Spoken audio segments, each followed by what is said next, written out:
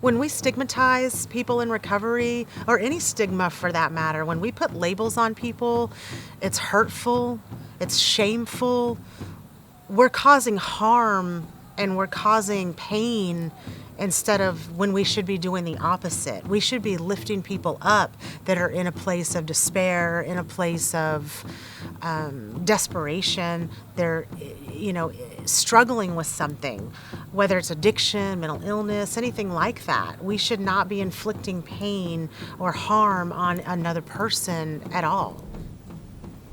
I've been labeled as a drug addict, as a failure. I grew up kind of around bad homes and not so good role models.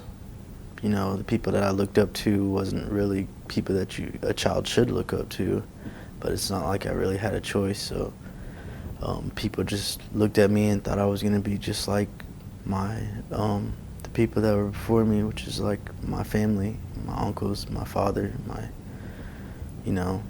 there was like no hope. I have been labeled as a manipulator.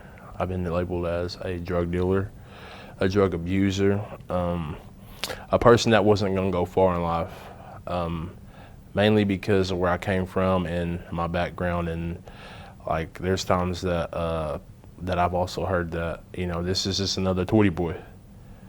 He's not going to go far in life and, stuff like that. I think that there just was no role model, a positive role model. I mean, as my father, he did what he could, and, my uncle, they worked, but, they lived a good life. I mean, they did what they were supposed to do, took care of their family, but they also had a struggle from addiction. And I think, they say it's an ending thing, I guess, drinking and using, but no, I don't really, it's just a decision I made growing up around it. My friends did it, I wanted to do it. That's kind of where I was at with it.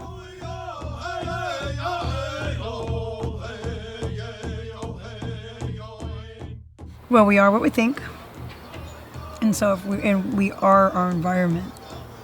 And so if people are saying those things, it's a negative connotation, and therefore our negativity coupled with what we're hearing creates a really good microcosm of negativity.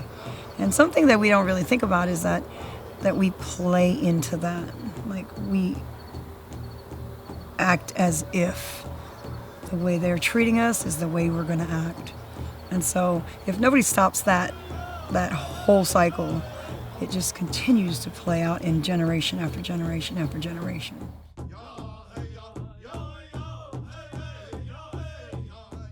The prevention and recovery is a really good place for people to come and try to get their sobriety, because it's just, they stick with the rules and the boundaries and everything like that, and it's a very good program. Just by being part of that program, every day I wake up with just knowing that I'm going to be part of somebody's sobriety and helping them get that's healing for me, is to help others. The singing, the hymns, the powwows, the sweat lodges, I see that has taken so many of those guys over there and has just turned them around, and that's what they enjoy the most, and that's what they hang on to. I enjoy gourd dancing. I know that's something that we started here when I came to rehab, and that's something I really enjoy. My culture, I've learned so much about my people and about where I come from and who my people are. It's intriguing, a lot of it is, and it's something I'm really interested in myself now that I didn't know. I found out so many things since I've been in treatment about my people that it's something that I would like to pursue, just to learn more so I know who I am, so I can send it down to my children of who they are and where they come from. We have to learn the truth about who we are, rather than continue to believe the misconceptions and believe the stereotypes that have been cast upon our people. And so, just like them, I come from a similar background where addiction was prominent in my community, within my home. And I remember growing up with the idea that, you're not Indian unless you drink. And that was, it said it in a joking way, but really that's what we really believed. And so I believed the stereotypes. So, we had to dispel those beliefs, those misconceptions, those stereotypes, and come to the knowledge of who we really are, of our background, histories, where we come from, that we're better people than that. We're more respectful people than that. We live healthier lifestyles than that, and our culture encourages that. Creator has guided me into the loving place I'm at today, being in residential treatment. When I first went there, I always said I didn't have a problem, not a problem at all. But as you start digging deep and you really start looking, I find that I have abandonment issues. I have the historical trauma issues that even dig deeper than that with my whole family, And for myself today, the healings begin through tradition, being able to be here with my brothers, being able to be around tribal members, and today I'm accepted. I think without all these things not being there, I don't think I would have come as far as I have. People that have been studying this for a long time, they've come up with this saying, it's called historical trauma. Being colonized gave our people problems and things. This is just not a natural problem. This is blood lineage, which travels from our grandfathers, grandmothers that went to these boarding schools, that were the first children to get involved in boarding schools and get beaten up, to get murdered. Bad things happened to them, And they lived with that, and then all of a sudden they just changed, They started drinking, and then they didn't care about anything, They didn't care about nothing, so they became what everybody placed upon them, a title of winos, drunks, alcoholics.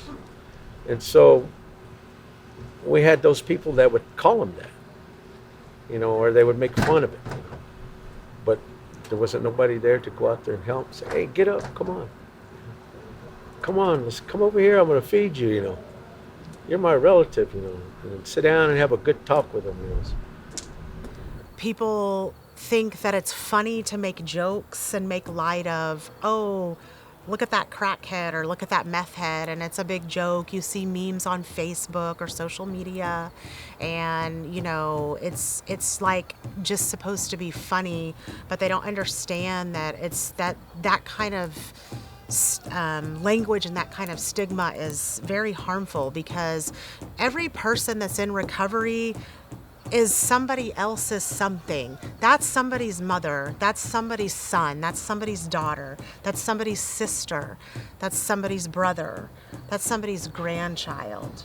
So when you start making those personal connections to that individual, then you begin to realize that's a human being and that's a person, regardless of everything else. And so we need to remember that, because you're harming not only that person, but you're harming all of those people that are part of their story.